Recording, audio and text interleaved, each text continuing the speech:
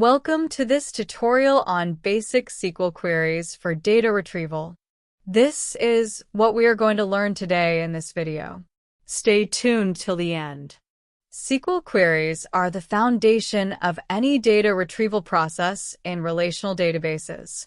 Whether you're pulling data for reporting, analysis, or even just exploration, understanding how to craft basic queries is essential. In this video, we will focus on the most commonly used SQL commands for data retrieval and how you can use them to efficiently query databases.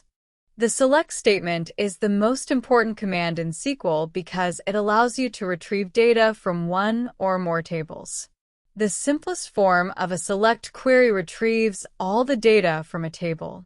To do this, we use select asterisk, where the asterisk represents all the columns in the table.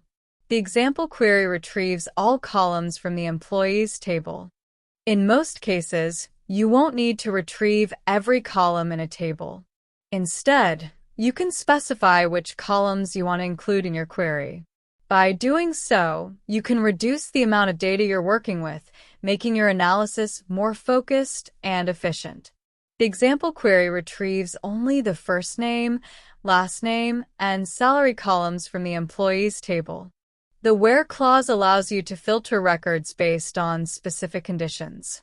This is incredibly useful when working with large datasets, as it allows you to focus on the data that meets certain criteria. For example, if you only want to see employees with a salary greater than $50,000, you can apply this filter with the where clause. The example query retrieves employees with a salary greater than $50,000. Sometimes, you need to filter data based on multiple conditions. SQL allows you to combine conditions using or, and requires both conditions to be true, while or requires at least one condition to be true. Let's say you want to find employees who earn more than $50,000 and work in the sales department. The example query for and retrieves employees in the sales department with a salary greater than $50,000. The example query for or retrieves employees in either the sales or marketing departments. In cases where you want to filter data based on a pattern, SQL provides the like operator. The like operator is used in conjunction with wildcards to search for partial matches. The %wildcard represents any sequence of characters, while the underscore wildcard represents a single character. The example query retrieves employees whose last name starts with the letter S. Sorting your results makes it easier to analyze the data. SQL allows you to sort data using the order by clause. By default, SQL sorts in ascending order, AZ or 0 to 9, but you can also specify descending order using desk. For example, let's sort employees by their salary from highest to lowest. The example query sorts employees by salary in descending order.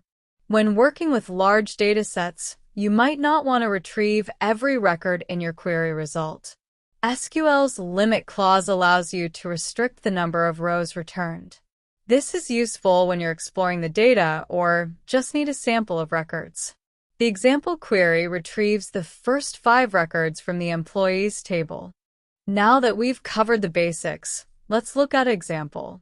Suppose you're working with a customer database and you need to retrieve the names and email addresses of all customers who made a purchase in the last 30 days. You can combine select, where, order by, and limit to perform this task efficiently.